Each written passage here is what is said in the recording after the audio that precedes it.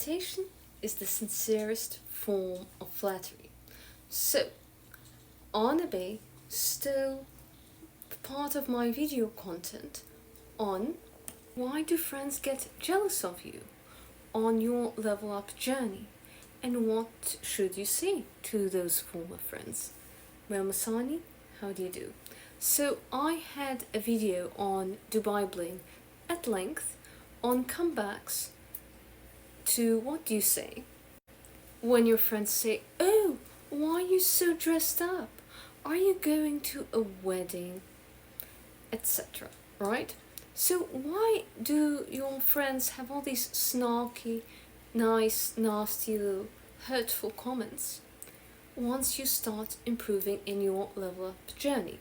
It is envy, but it's also what my therapist said. So to recap from my long video, I had a friend called Suha, right? And my therapist told me that your vibe attracts your tribe.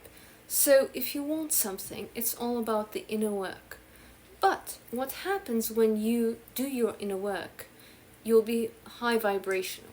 So I use, and my therapist uses emotional energy as a metaphor. So, right, it's not the same as in physics, but it's very similar. When you are positive, high vibrational, do inner work, you vibe higher, right? When you are miserable, lack of inner work, bitter, angry, lethargic, you're low vibrational, right? So once you start doing inner work, you are higher vibrational. Also, once you start doing outer work, makeup, effort, anything in self-improvement, you become higher vibrational, but don't forget the inner work. So when you pour into yourself, you become higher vibrational. So my therapist said, so once we're doing inner work, I will be higher vibrational. So then my friends who are not on the same level up journey, they will level off and disappear, and they'll go bye-bye. And not to be shocked. And I was, a bit put off by that, but that's the truth, right? And then one thing I learned, with autism, because I'm on spectrum, is that friendship is having things in common and more than just one thing. So when your whole vibration is no longer in common with your friend, they're no longer your friend. So when you're on a level up journey and your friends are not, you will lose all these friends, which is rather scary. One thing level up gurus might not tell you from the beginning is when you go on a level up journey, expect to lose all your friends. Woohoo! And then you are going to be in this thing called a level up chasm. So you will lose all your friends and you won't have new ones and you'll be alone. I know that sounds scary, but you will get through this level up chasm because you keep working on yourself, and then you'll find your new friends. So when you are no longer vibing with your old friends, they will go away. And then you will keep doing high vibrational activity, and then you'll meet your newer group of friends. Now, if you have a friend who is always in self-improvement, always going on a journey, those are the only friends who will stay with you. But chances are, if you started out being a loser, we all start out there, right? At our bottom, that's where we start out, and that's who we attract in our life, right? And once we start improving, those people leave us. One of my ladies, she saw a therapist, and that's the only thing she did to level up. Immediately, all her loser friends started attacking her when she stopped being such a loser. She said, now looking back, my goodness, they were terrible losers. I would never hang out with them. But you know what, when I started, I was also a loser. But then I started working on myself in therapy and started becoming a winner, started achieving things at work, started achieving things in my personal life, and that triggered all these ladies. So how should we respond when someone is saying, "Oh, why are you so dressed up?" Right? Anabe, says you should be nice and you shouldn't get angry and so on. No, that's middle class mindset. You do have to be a shark. You do have to show your teeth. At the same time, you have to show you're composed, in control. On a basis, you should say, why does it bother you? No. What you should do is you should embody the school's top cheerleader, right? So you should pretend you're in an American high school. Embodiment works. And you're the most beautiful cheerleader in that school. Yay! You're the most beautiful girl in the classroom, right? And the most beautiful boy, of course, asks the most beautiful girl out. Like attracts like. So you're dressed up to go to the date after class. And the ugliest girl in the classroom, everyone has a crush on him, but she was fantasizing about him. And her hair is a mess. Her face looks like pepperoni pizza from the acne. And she has the thickest, ugliest glasses, this socially awkward, ugly girl. And they have very thick duct tape holding them together in the middle. She goes up to you and says, "Where are you going? Why are you so dressed up?" You'd laugh, right? You would look at her and you'd laugh. You know? Your reaction would be, "Why are you so dressed up?" Would be, "Why do you care?" See? Not, "Why does it bother you?" That you already look bothered. That's so autistic. It's like a note. "Why does it bother you?" Right? Why does it bother you? No, you should. It's all about the body language. That's why it's embodiment, right? So you breathe in, and you imagine you are the most popular cheerleader, and this is the ugliest girl in the classroom. The biggest loser is asking you, "Why are you so dressed up?" Right? And you like, "Why do you care?" Get a life. And that's what you would say at work. Like, "Oh, are you dressed up to go to an interview? You got the job already."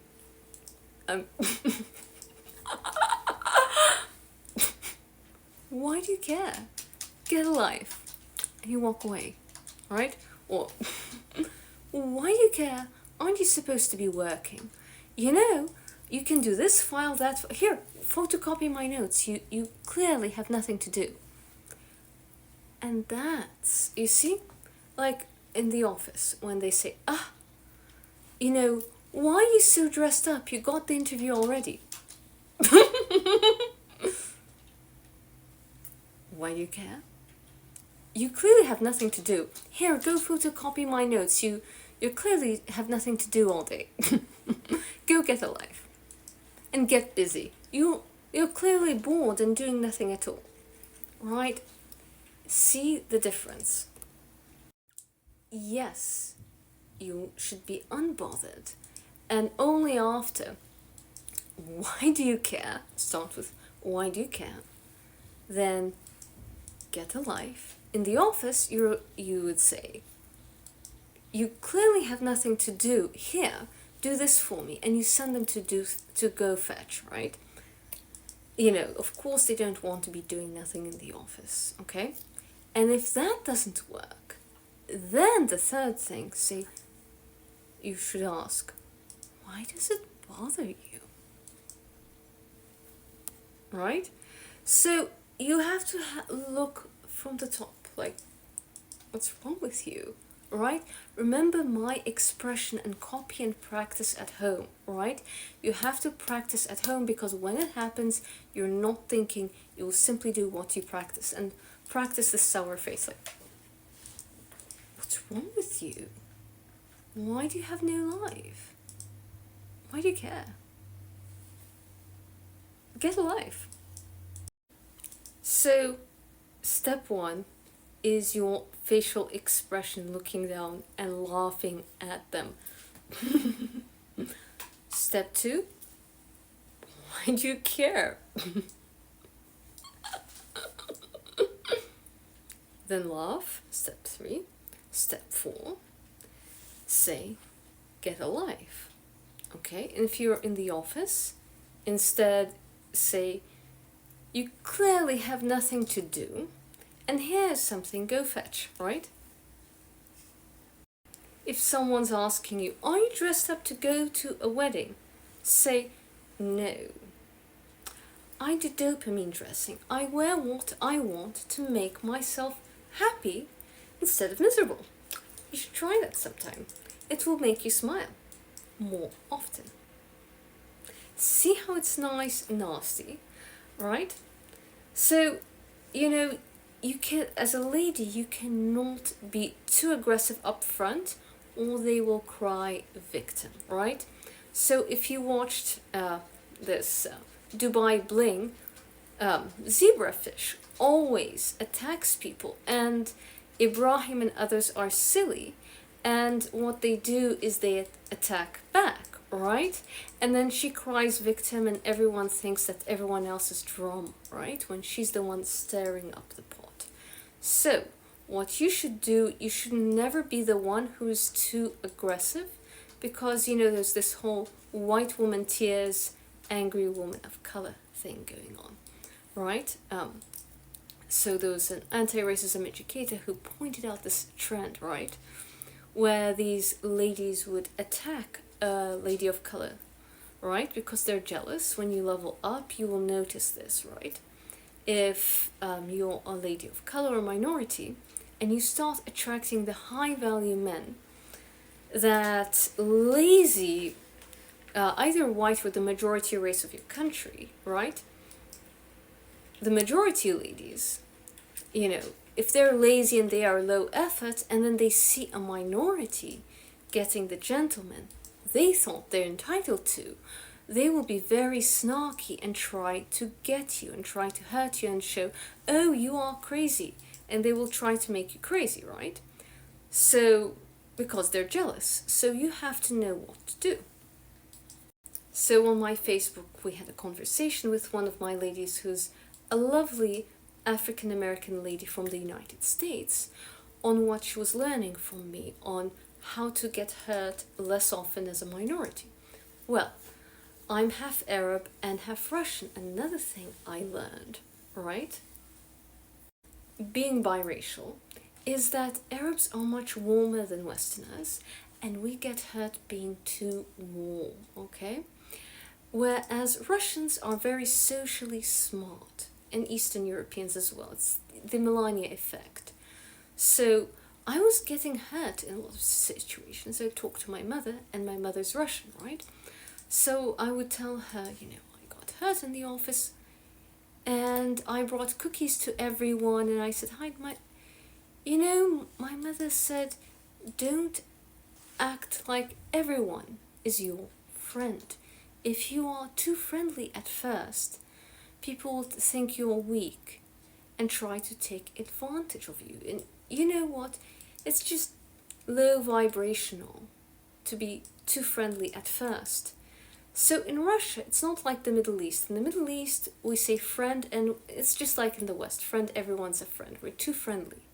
Right? In Russia, friend means bestie. And everyone else is called an acquaintance. Right? So what you should do, first of all, the Slavic method, is to dress bougie. Right? And your hair should be on point. You should be out for battle, because there's so many jealous women out there. Your grooming should be on point. You should be dressed your best. And then you should be cold at first and warm up gradually. And you should not be helpful, okay? You should not overextend yourself. So if your friend drops her pen, do not help her. Just go like this. And if she doesn't see it, say, excuse me, you dropped your pen. Do not help her and pick up her pen. Only if she says, it's far from me, can you pick it up? Then do so. So, one of my ladies, Johns Lewis, we were having this conversation, and she said, you know, her nice middle class American upbringing made her overly helpful. So helping pull up a chair, wash the dishes, and so on, and as a result, she was seen as weak and taken advantage of. So the next thing is you should show, not tell, your boundaries, right? If you don't, you have to set your boundaries so that jealous ladies know that they cannot get away with hurting you, right? So if you're nice, ladies will think that they can hurt you once you level up, because if you're not the sort of a person that they know they can get away with this anymore, they'll simply slide away and leave you alone. So how you protect yourself from jealous ladies? Start cold at first. Don't try to be everyone's friend. Assume most people are out there to get you, so they have to prove that they're worthy of being your friend, and people start auditioning for you. This is not the same as a neg by the pickup artist who puts you down so that a pick-me will qualify. No. It is similar, but this is more authentic. So think of yourself as a queen or a princess. Does she need to know the name of every peasant? No. Don't also overextend yourself. So let's say you're invited for dinner at a friend. As a lady, you bring a hostess gift. For example, you can bring flowers, and that's often better the day before, or you bring your vase with the flowers, that's also appropriate. Or if, you know, if they drink alcohol and they're not Muslims, you can bring a bottle of wine, you can bring a lovely bottle of artisanal olive oil. There are all sorts of lovely hostess gifts, right? So you bring a hostess gift. Also, if you bring a hostess gift, that does not mean that the host has to serve it for dinner, okay? So you bring your hostess gift and you eat their dinner, right? And part of etiquette is trying everything. If you don't like it, you don't have to eat the whole thing, but you know, you eat their food, you say thank you. This was lovely and delicious. And what you don't do is offer to help wash dishes if you're a lady. Only gentlemen who are very big, strong, rough types, they can offer, right? A gentleman is a man or big man who is gentle. As a lady, you do not offer help. Never. You don't offer help. Unless you see an elderly person struggling, then you offer help. Because you look physically weaker, you know, we are called the weaker sex for a reason. It's not sexism. It's because people see that you cannot beat them up as effectively, you know, as a giant male athlete, right? So, because of your physical stature, they think they can get away with some verbal violence, right? So what you need to do is show coldness and a lack of warmth, right? And you start being cold, and then you warm up gradually. And studies show people who start off cold and warm up gradually are the most liked and treated the best. So that's how you get your princess treatment. Also, never talk about anything goody-goody or any charity work you do. You are Cruella de Vil. And Machiavelli said, it is better to be feared than loved, right? Because if you're too nice, you'll be walked all over. So, people should see you as Cruella de Vil. And they should be surprised that you're not the devil. And that's how you make people like you. I thought you were a witch with a bee, but it turns out you're a lovely person. That's the reaction you should get from people. So you should be calm, unbothered, like a spoiled cat.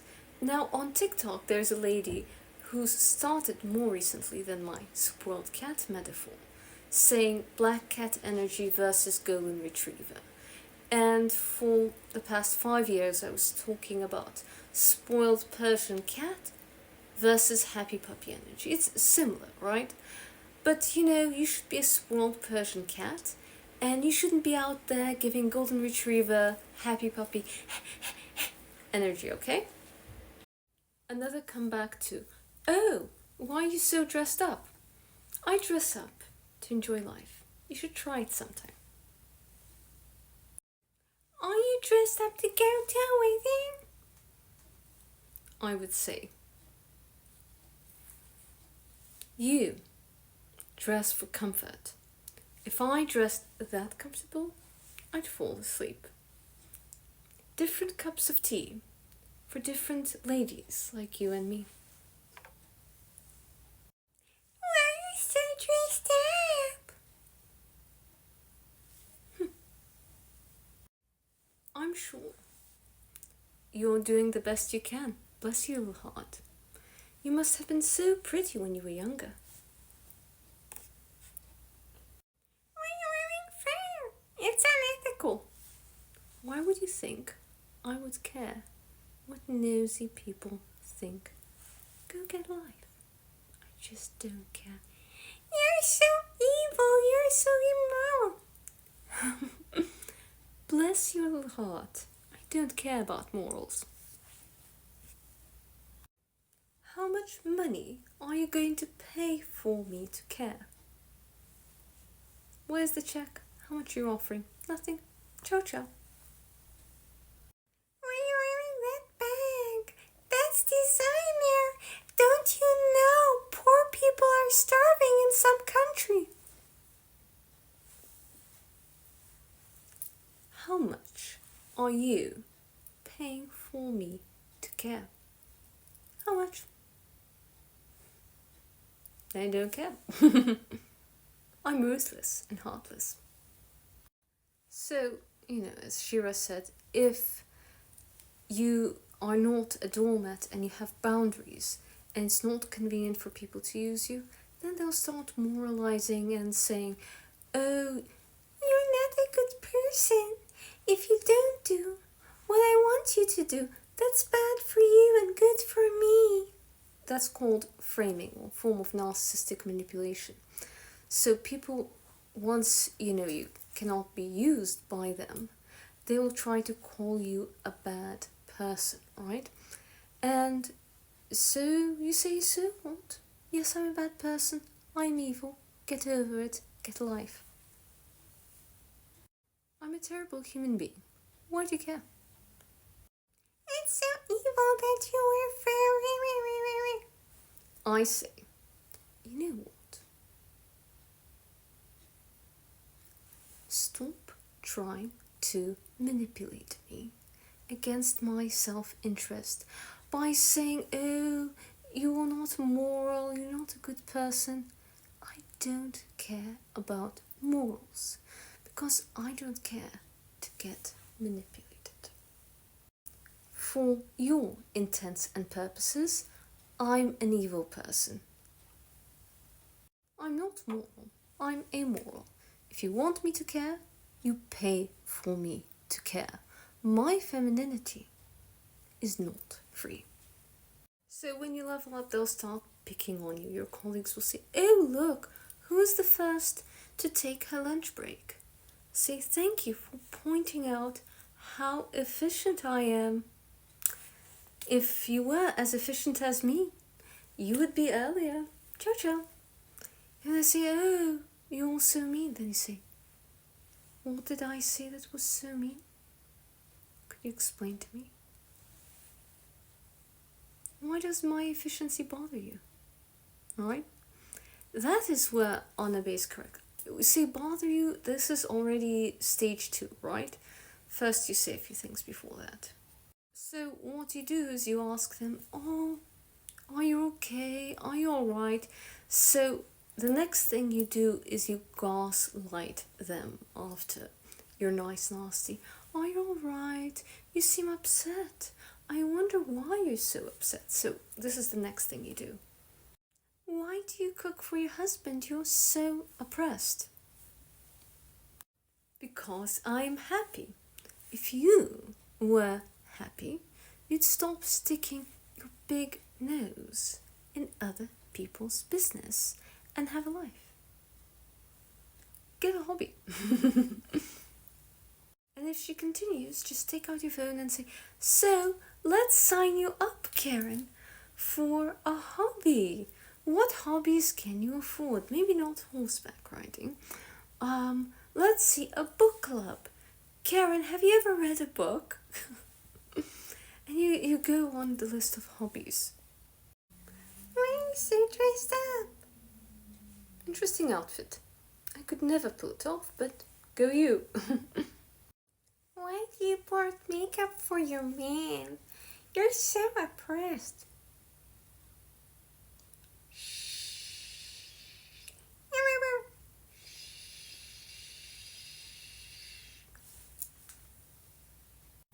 Very often just a shush, whoosh, looks perfect, and it does shut them up because they look so silly, yap, and you're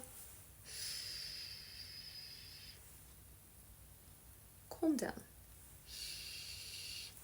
Are you alright? Are you okay? I'm concerned. Is everything okay with you? How's your life doing?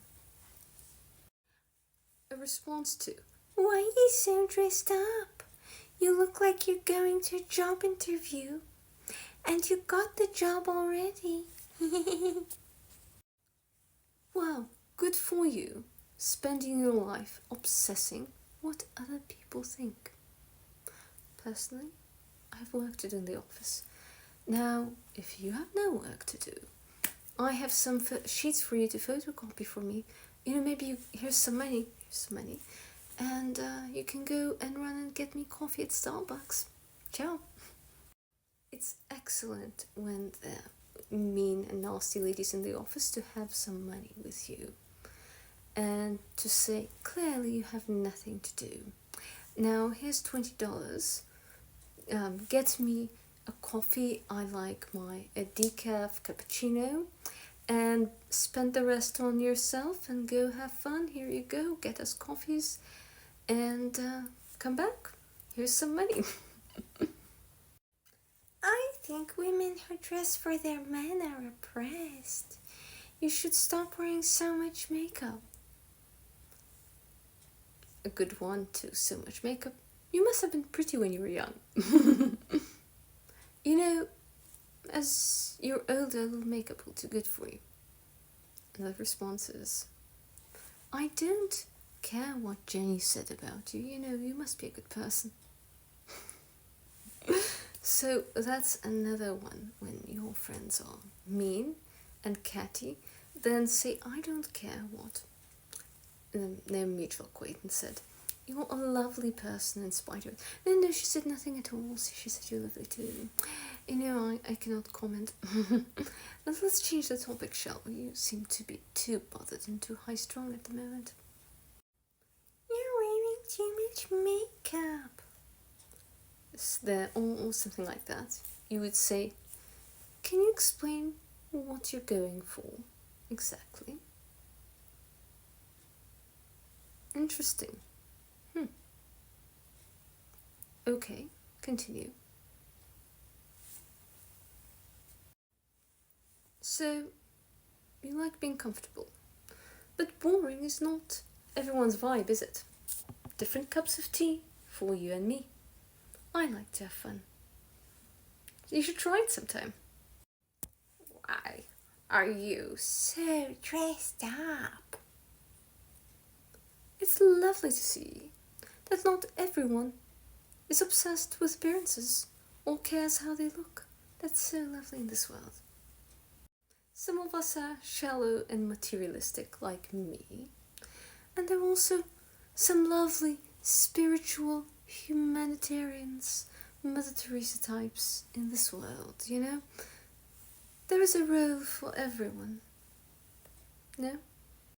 Or say, it's lovely that looks are not important to you. Not all of us have to be shallow and materialistic like myself. So many convents are closing down because there are not enough nuns. I'm sure there's a position and you can apply. You have a great heart. Bless your heart. Why are you so dressed up? I love how you can just wear anything.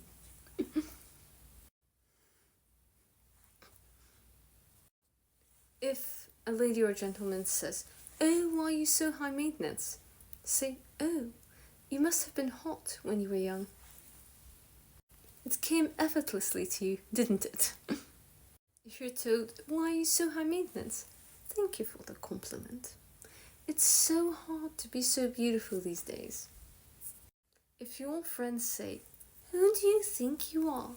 say, "If you don't think that you're worthy of sitting at my table anymore, you're not. What do you think you are?" If you get, "Why are you so heartless?" it takes being heartless to be successful.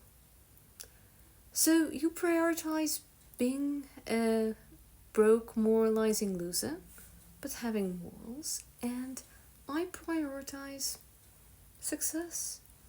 Different cups of tea for you and me. If you want to hear even more, comment below. Please like, share or subscribe. Ciao!